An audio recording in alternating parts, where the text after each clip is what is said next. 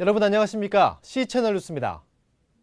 지난 1950년 유엔 안전보장이사회가 한국전쟁 파병을 결의한 데 대해 WCC 세계교회협의회는 공식 성명서를 채택하며 유엔의 이 같은 결정을 지지했습니다. 성명서에는 북한을 침략군으로 규정한 내용도 담았습니다. 이인찬 기자의 보도입니다.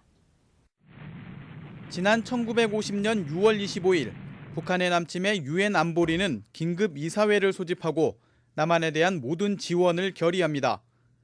세계교회에 전쟁 소식이 전해진 것은 다음 날인 26일, 당시 한국 NCC와 한경직 목사 등이 뉴욕의 IMC 국제선교협의회에 긴급 전문을 보내면서였습니다. 세계교회의 한국전 소식이 전해지자 같은 해 7월 캐나다 토론토에서 열린 WCC 중앙위원회에는 한국전 문제가 긴급 안건으로 상정돼 하나의 공식 성명서를 채택합니다. 제목은 한국 상황과 세계 질서에 대한 성명.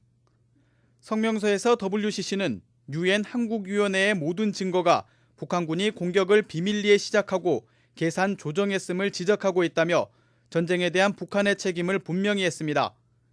또 경찰 조치라는 표현을 사용해 세계 질서를 위한 유엔의 역할을 지지했으며 각국 정부에는 협상과 화해를 촉구하는 데 나서야 한다고 요구했습니다.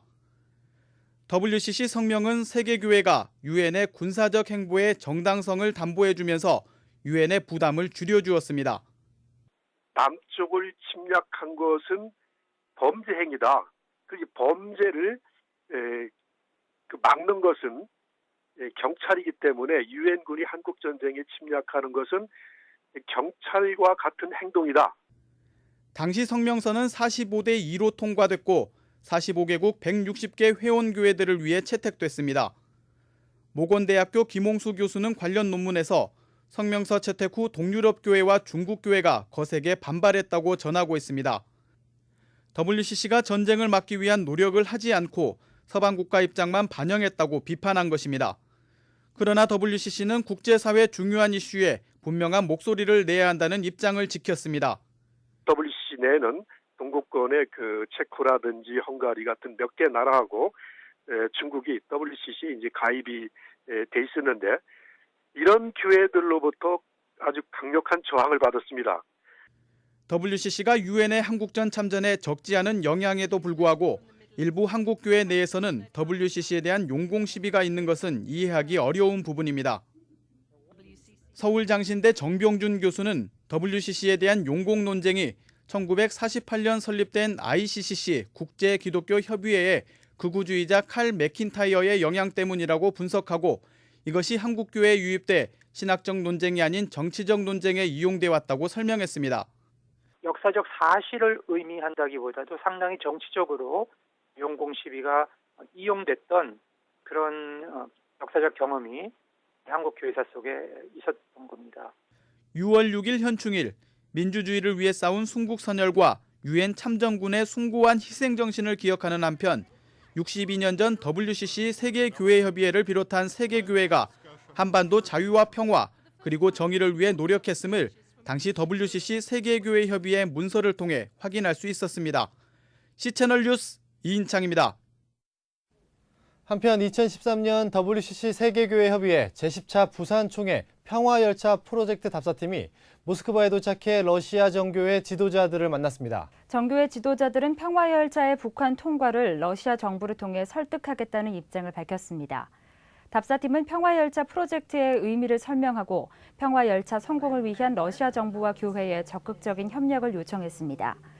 러시아 정교회 드미트리 시조넨코 총무는 평화열차 참가자들이 비자 없이 통과할 수 있도록 러시아 정부와 논의하겠다며 평화열차 참가자들이 머물 수 있는 숙박비의 절반을 부담하고 300명 규모의 평화 세미나 장소를 제공하겠다는 의사도 전해왔습니다. 모스크바 방문을 마친 답사팀은 시베리아 횡단 열차를 타고 7일과 8일 이루크츠크를 방문해 바이칼 호수를 답사하며 12일 북경에 도착해 북경시 기독교 관계자들을 만날 예정입니다. 평화와 통일을 위한 기독인 연대가 오는 8월 15일 광복절을 맞아 교계단체와 시민단체가 함께하는 평화통일대회를 준비하고 있습니다. 2012 아시아 청년 평화를 꿈꾸다를 주제로 남서울은혜교회와 연세대 송도 캠퍼스에서 개최될 평화통일대회에는 청년 대학생과 목회자, 아시아 유학생, 세태민 등 800여 명이 함께할 예정입니다.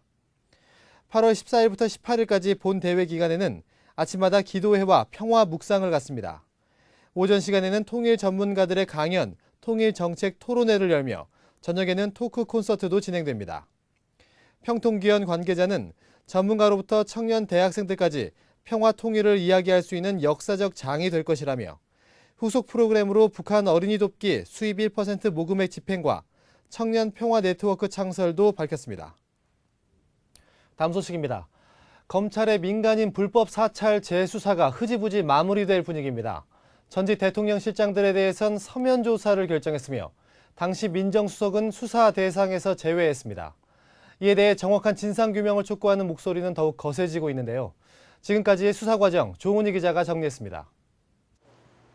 지난 2010년 6월 처음으로 제기됐던 정부의 민간인 불법 사찰 문제.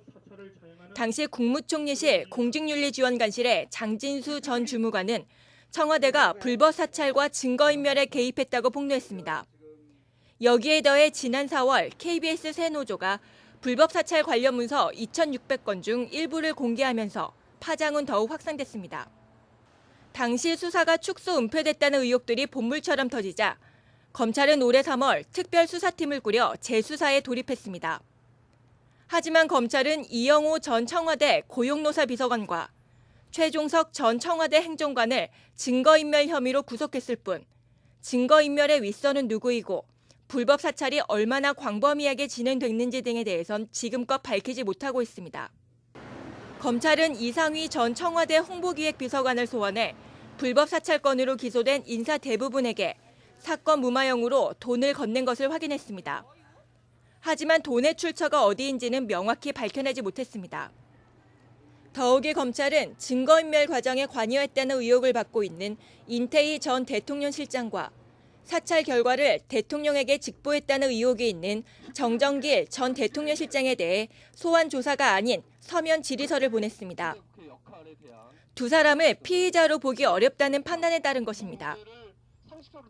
아울러 검찰은 사건 은폐, 축소 의혹이 불거진 당시 민정수석실 책임자였던 권재진 법무장관에 대한 조사 계획은 없다고 밝혔습니다. 청와대 윗선 개입 의혹에 대한 수사 의지의 빈약함을 보여주는 대목입니다. 이에 대해 민간인 불법 사찰 비상행동은 사건 진상규명과 책임자 처벌을 촉구하고 있습니다. 불법 사찰 피해자 KB 한마음 김종익 전 대표는 정부가 자신을 참여정부의 비자금 창구로 단정지어 수사했으며 이 과정에서 회사 대표 사임과 회사 지분 이전을 강요받았다고 밝혔습니다. 그러니까 제가 지금까지 이제 경험한 국가기관은 이게 개인의 어떤 그 삶을 이렇게 보호하는 기관이 아니라 정말 그 권력의 억압에 의해서 너무나 그 부당하게 피해를 입고 있는 개인을 점점 더 이렇게 억압하고 윽죄는 이런 형태의 모습이었어요. 비상행동은 민간인 불법 사찰이 시민의 기본권과 민주주의를 짓밟는 행동이라고 지적했습니다. 또 19대 국회가 특별위원회를 구성하고 청문회를 통해 모든 의혹들을 해소해 줄 것을 촉구했습니다. 민간인 사찰과 관련됐을 것으로 추정되는 35명의 인사들을 공개하고 청문회 증인으로 채택해야 한다고도 주장하고 있습니다. 우리 사회 민주주의의 근간을 흔든 민간인 불법 사찰과 증거은폐 사건의 진상규명에 국민의 대표인 국회가 나서야 한다. 이제 더 이상 한계를 드러내고 있는 검찰 수사와 대통령의 진실 고백만을 기다리고 있을 수는 없다. 검찰은 민간인 불법 사찰 재조사에 앞서 사직생의 각오로 의혹을 철저히 규명하겠다고 밝힌 바 있습니다. 하지만 불법 사찰에 구체적으로 누가 개입하고 사찰 결과가 어떻게 활용됐는지 등 핵심 사항에 대해선 국민이 납득할 만한 결과가 나오지 않고 있습니다. 국민의 사생활을 침해하는 불법자 행태를 뿌리 뽑기 위해 성역 없는 수사와 정확한 진상규명이 강력히 요구되고 있습니다. C채널 뉴스 조은희입니다. 서울시가 자살을 부추기는 인터넷 유해 사이트를 감시하는 자살 예방 시민 옴부즈만을 운영하겠다고 밝혔습니다. 서울시는 학생, 주부 등 일반인과 정신보건 전문가 등 서울시민 100명으로 자살 예방 시민 옴부즈만을 구성하고 자살 예방에 적극 앞장서겠다고 전했습니다. 감시단은 위촉 기간 1년 동안 인터넷 포털 사이트, 카페, 블로그, SNS 등을 실시간 모니터링하게 됩니다. 이때 자살 위험이 감지되면 서울시 자살예방센터에 알려 사이버 수사가 즉각 이루어질 수 있게 합니다. 서울시 김경호 복지건강실장은 자살 문제는 더 이상 개인의 문제가 아닌 우리 사회가 함께 고민하고 해결해야 할 과제라며 모든 시민이 행복한 삶을 누릴 수 있도록 노력하겠다고 밝혔습니다. 한편 자살예방협회 발표 자료에 따르면 2011년 자살 관련 유해 사이트 신고 건수는 8,500여 건에 달했으며 유형별로는 게시물, 지식검색, 자살 카페 등으로 나타났습니다. 중국 정부가 종교시설의 불법 행위에 대해 단속을 강화하고 정비에 적극 나서기로 했습니다. 일부 종교시설의 상업적 행위에 따른 조치로 풀이되고 있습니다.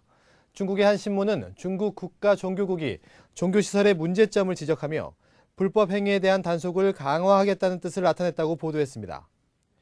이 자리에서 왕조완 종교국장은 종교시설의 합법적 권익은 보장돼야 하지만 일부 지역에서 일어나고 있는 상업적 행위에 대해서는 명확히 지도 감독하겠다고 강조했습니다. 중국 정부 차원에서도 종교시설의 합법적 등기 여부와 불합리하게 돈을 받는 행위 등을 전면적으로 조사해 엄격히 규제할 것으로 알려졌습니다. 한편 현재 중국이 종교활동 장소로 개방을 허용한 곳은 전국 13만 9천 곳에 달하는 것으로 나타났습니다. 이 중 교회와 집회시설이 5만 6천 곳, 이슬람 사원 3만 5천 곳, 불교 사찰 3만 3천 곳 등입니다.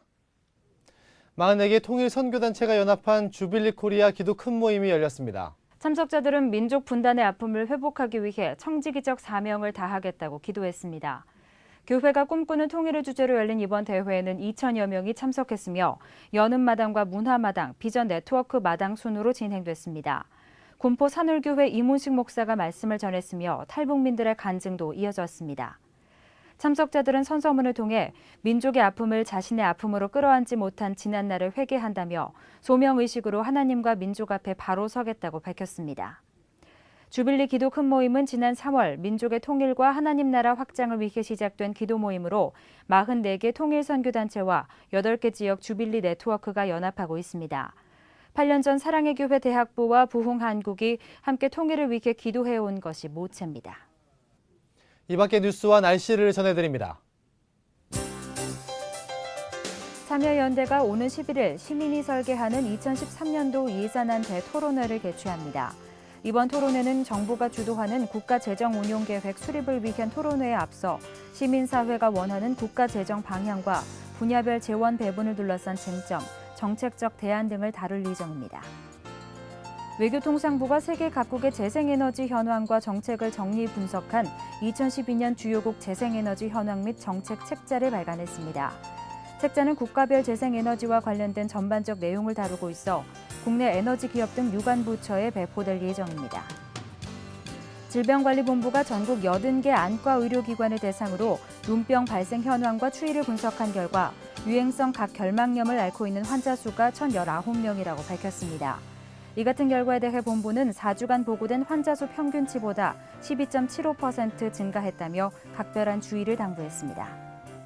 서울 YMCA가 오는 7일부터 7월 12일까지 매주 목요일 YMCA 사무실에서 남북 화해 시대를 준비하는 기독교 공동체 운동 강좌를 연다고 밝혔습니다.